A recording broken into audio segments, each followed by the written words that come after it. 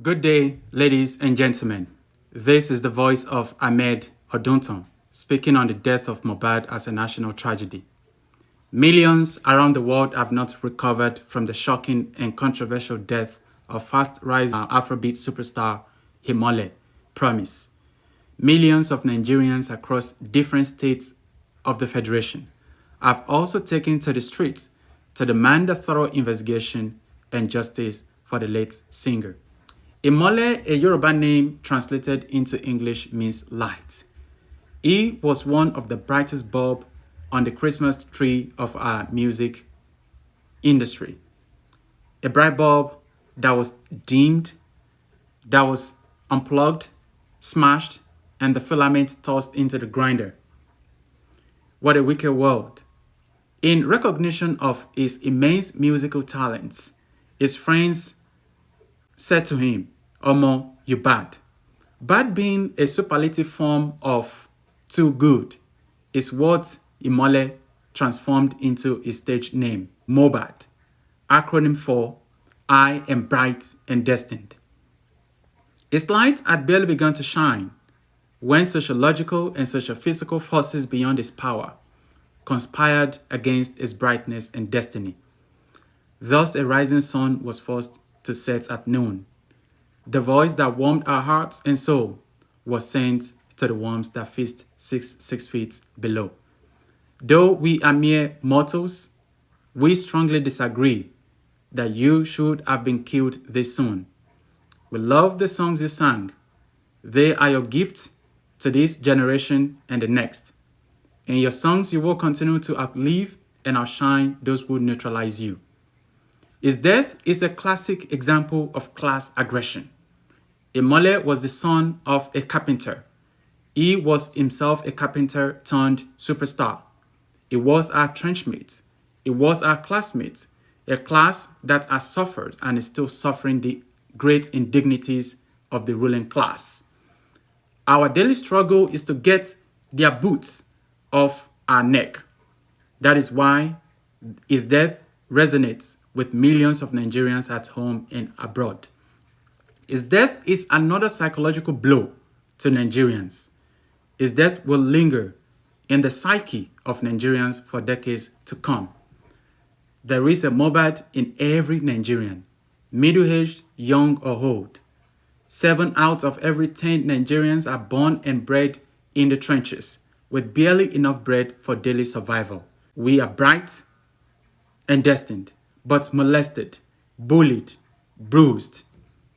Despite being chest deep in the trenches of hunger and starvation, millions of Nigerians have been to school for 16 to 17 years of our lives.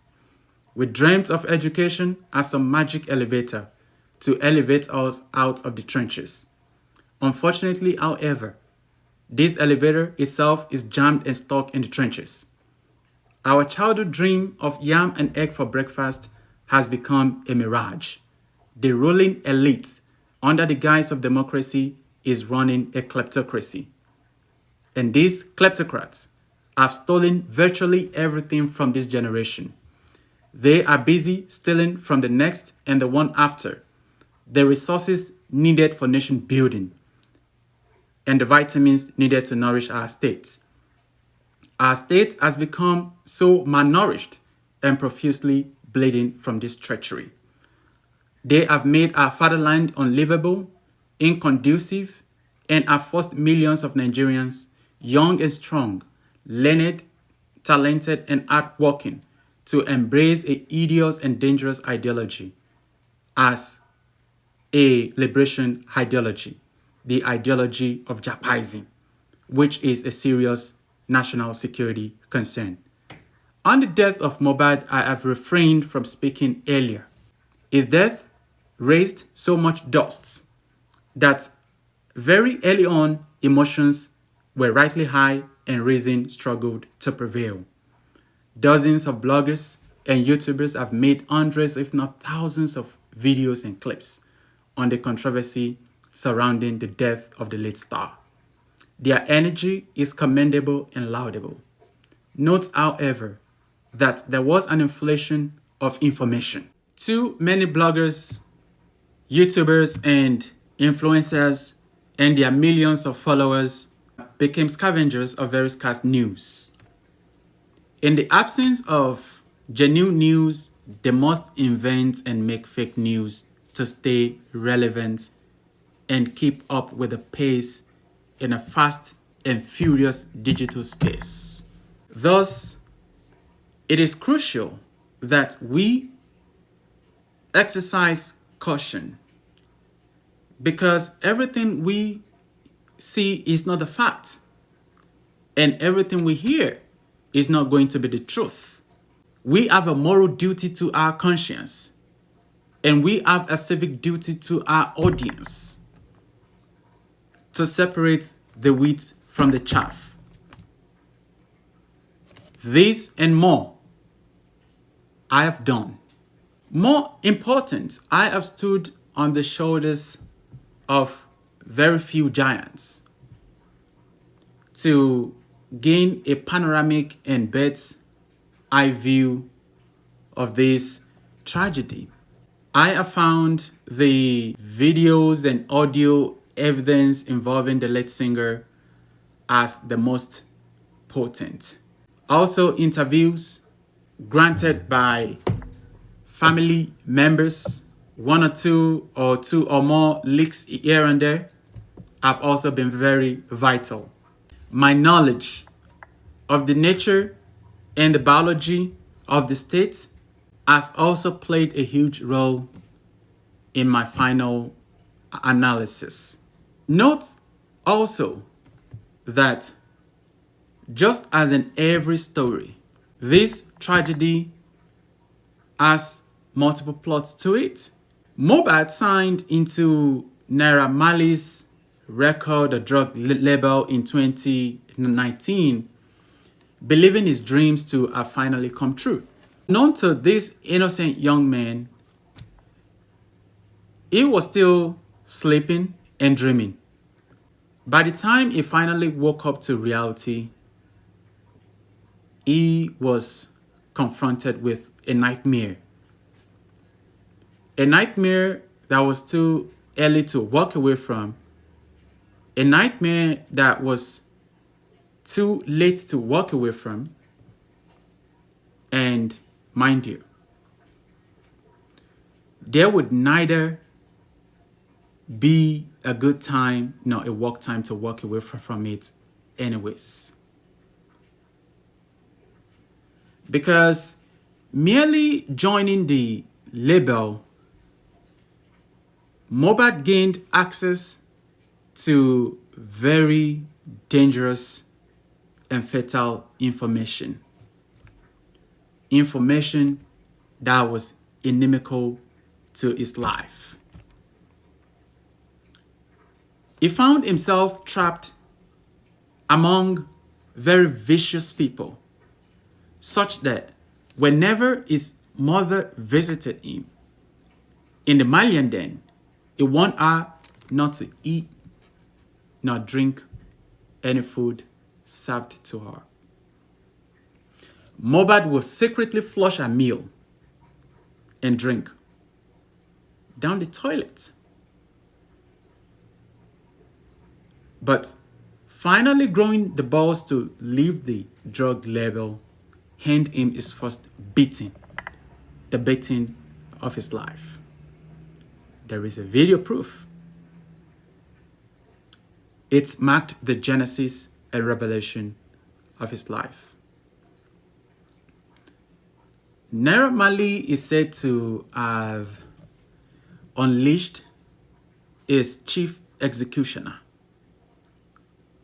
a fat professional thug, Sam Larry, to hunt and hurt Mohbad wherever he went, thus making life a living hell for the rising star. Mohbad was hunted. Mohbad was assaulted wherever he went. Aware of the extensive network of the cartel, Mohbad became extremely paranoid, fearful, and feeling unsafe for his parents, himself, and his immediate family. Mohbad knew he was surrounded by frenemies. Enemies, friends pretending to be enemies pretending to be friends, but who are still very loyal to the cartel. However, the most fatal mistake of his life was marrying a lady who was a Malian before him. His wife, Cynthia, who was at the same time a childhood acquaintance, was a Malian sex doll. Marriage didn't break her sexual escapades. Imole could not withstand the darkness around him and made the final and fatal decision to part ways with the label. But his wife would remain a Malian for life. The paternity of their 5-month-old is also the subject of controversy. A secret paternity test while he was still alive was said to have been conducted, and the results had similarity as the biological father. This most likely true if openly confirmed would be a criminal reason to neutralize Mohbad. His marriage to Cynthia, his public image, his celebrity status, his manhood, and attachment to the child would have made it extremely difficult, if not impossible, for him to surrender the child very early on. Ignorance, they say, is bliss. Awareness of the paternity of the child would have been or would be another fatal knowledge. Fatal knowledge number 2. It was better if he did not know, but whether he knew or not, extramarital affairs brings fast and furious death to a home or family. Cynthia would have become troubled about her position if Mohbad was not neutralized. She and her child would be sitting on a keg of gunpowder. Thus, she and her bosses, Malian instructors, acted fast, but in a criminal fashion. They must submit to an open paternity test, and all these dots are easily connected. Criminals going scot-free will embolden more criminals.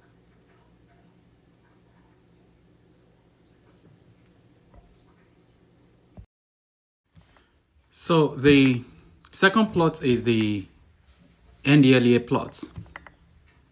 During his lifetime, Mohbad implicated the NDLEA for giving only himself, among other signees of the Malian label, some kind of mysterious substance to drink. He said his life had never remained the same after he drank the mysterious white substance while in NDLEA custody.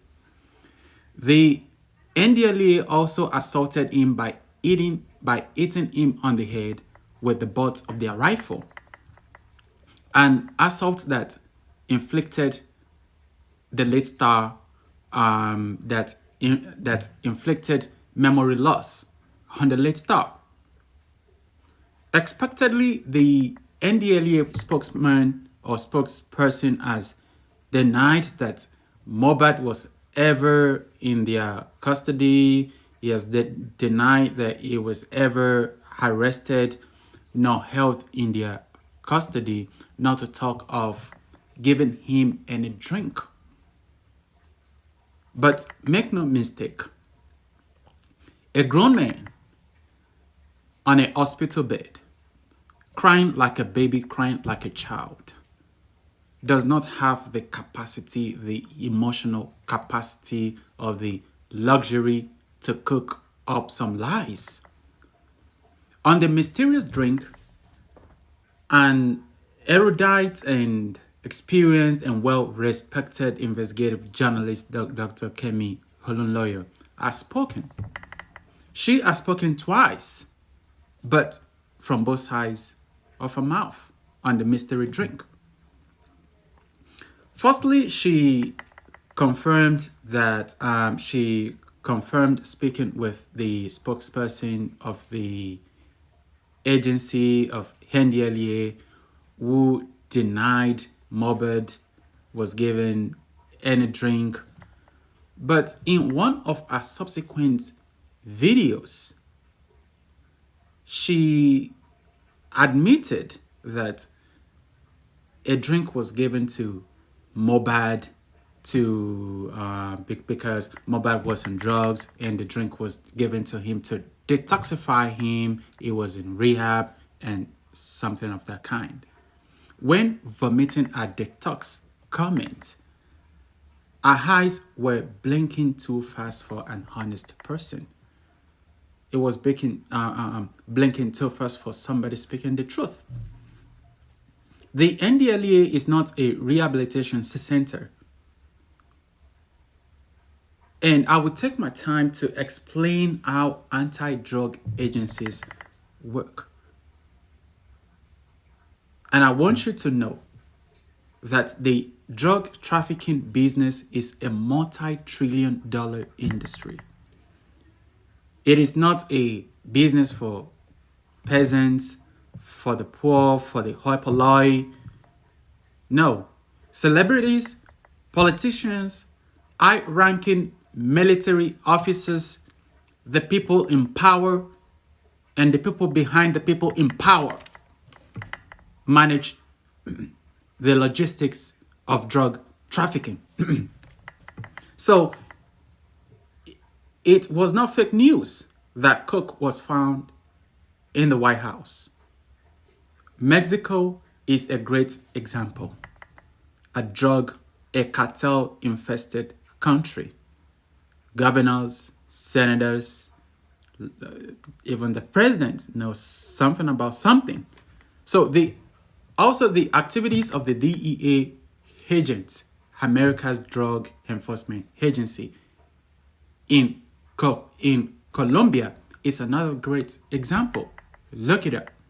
So considering the huge and humongous political, military, financial power behind drug cartels, the tragic truth is that it is impossible to totally eradicate drugs. That is the hard, bitter truth. The NDLEA and such other agencies, go and look at their mission statements. Go and look at their vision. They are created to manage and control the circulation of drugs. So to achieve this, the strategy is they have appointed and anointed cartels. I must tell you, Naira Marley's music or drug label is one of such appointed and anointed cartel. What the NDLEA gets in turn is intel, information against erring cartel members or opposition cartels or unappointed, unanointed cartels to make them look like they are doing a great job. So they get information to go and bust these people up.